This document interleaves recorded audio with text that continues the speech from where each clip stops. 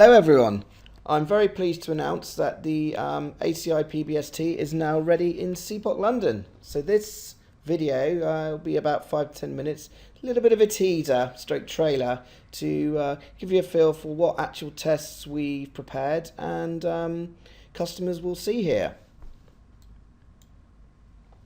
So we'll start in the morning with 5 tests. So what we typically do is give an overview once again of the the features and benefits, and really understand what ACI brings to the table in today's challenges, which I've emphasized in my ACI Part 1 video.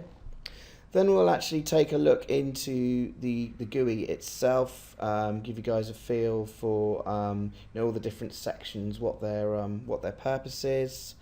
We'll then talk about what layer 2 integration and what types of layer 2 devices you need to add. Then we'll talk about tenant forwarding, security profile, and then finally external connectivity.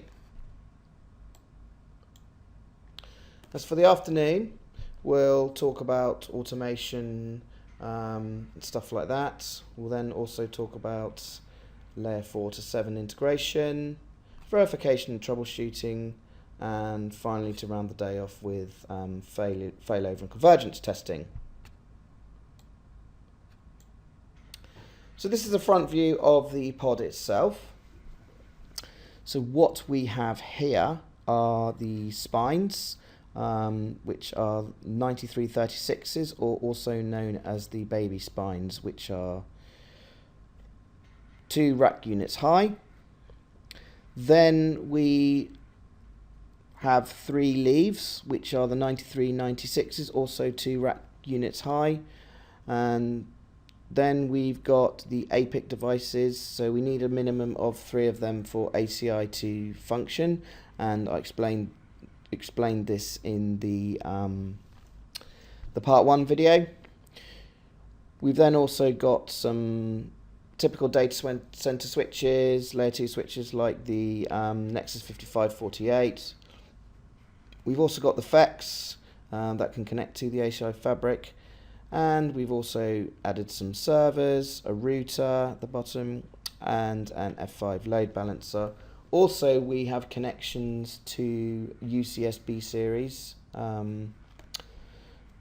chassis, the fabric interconnects. So that's pretty much what you see at the front. So this is actually the topology itself. So as I mentioned, you got the 2 spines here. So everything running between the spine and the leaf is 40 gig. We have 3 leaves here. And then we have the 3 APICs, which directly attach to the leaves, all via 10 gig. So anything in red is 40 gig, anything in blue is 10 gig. Apart from these tester ports, which are in green, but they're also 40 gig as well.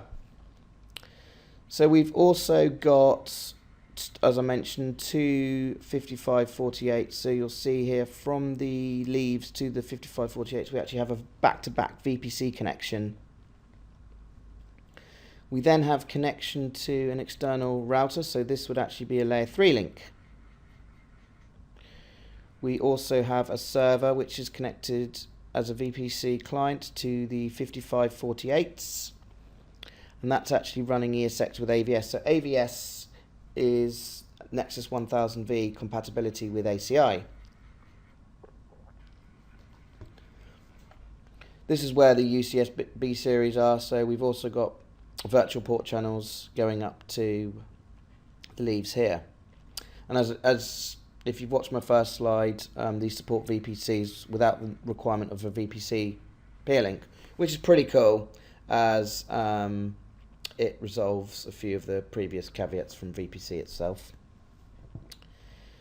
So we have a fabric extender attached to the 3rd leaf. Also, we have the F5 load balancer, and we also have a bare metal Linux server. So we've really kind of taken into consideration, what if you want to connect a metal server, bare metal, and what if you want to connect sort of several VMs. These are also the Spirent ports. As I said, there's two 40 gig ports here to show you the real sort of bandwidth capabilities going between the spine and the leaf. And then we've got another 10 gig port here and a 10 gig port down here.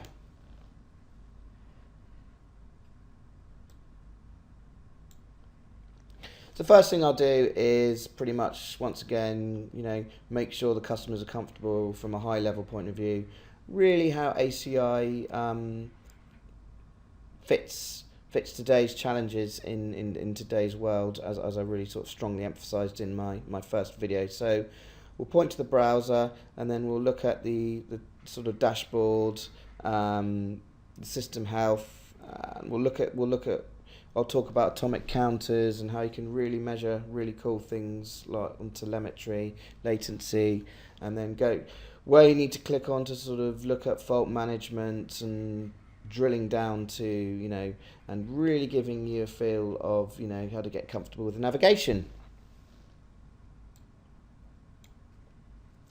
I'll then talk about, as my second test, the layer 2 integration, and this pretty much covers areas like spanning tree interoperability. How would you actually create a port channel on the GUI here to be set up on a, like a back-to-back VPC with a 5K, as I mentioned? How would you set the VPC up? What sort of policies do you have to build, and profiles and match and areas like that? And you may have a physical host directly connected. What would you do there, and how would you do it?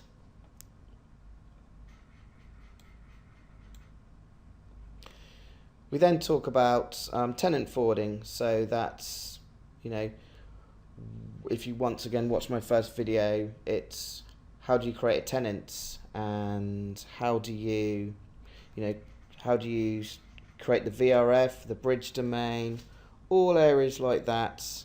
How do you set up an EPG? Where do you go to if you want to set up a contract? How do you tie the EPGs and contracts together to create the overall application network profile? Which bridge domain do you put it under? So this is really where it helps kind of explain things and tie everything together. Then I'll also talk about external layer 3 connectivity. So external routed networks, for example, you saw a router attached to the topology. How you would set that up? What is the IP address of the link? Is it participating in OSPF? Do you want it to participate in BGP? How you can actually apply this from the GUI.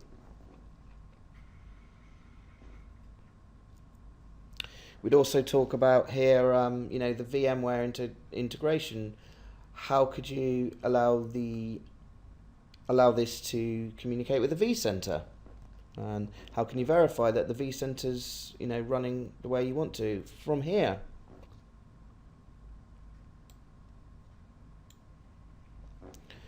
I'll then go into the API piece. So what we've actually got is what's known as an API inspector. So when you're actually creating stuff like EPGs, as part of an application network profile, what you can actually do is have a window run at the same time. And what it actually allows you to do is actually collect the scripts.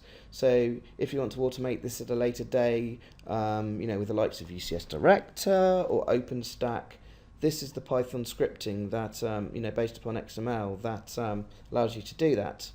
So UCS Director and OpenStack are in the making at the moment. So we will have some demonstration where this is managed by that at a later date.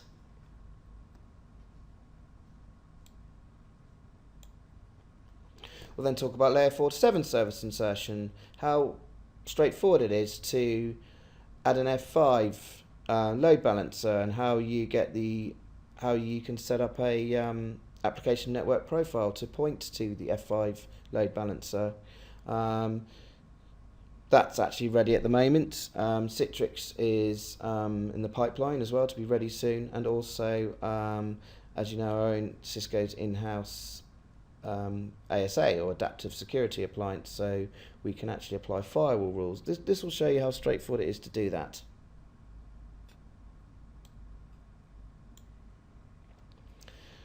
We'll then look at verification and troubleshooting. So when we the screenshot I showed you first when you first go on to it shows you the house schools, atomic counters, so where you actually need to go and navigate within the GUI to look at certain events that have happened. So this is a screenshot of the events manager, and just give you a good feel of how to sort of navigate everywhere. And then finally in the afternoon, what would a CPOC be without traffic generation, convergence, failover testing, pulling out links and areas like that, powering off leaves, spines, what convergence time it will cause. And so yeah, that gives you, hopefully that gives you a good feel of the breadth of our pre-built static test. It should certainly take a day to cover, and yes, it's really exciting times for us to be able to present this. I hope you enjoyed this presentation. If you haven't done so already, do please subscribe to our CPOC London YouTube channel, and yeah, click the like button. Thank you.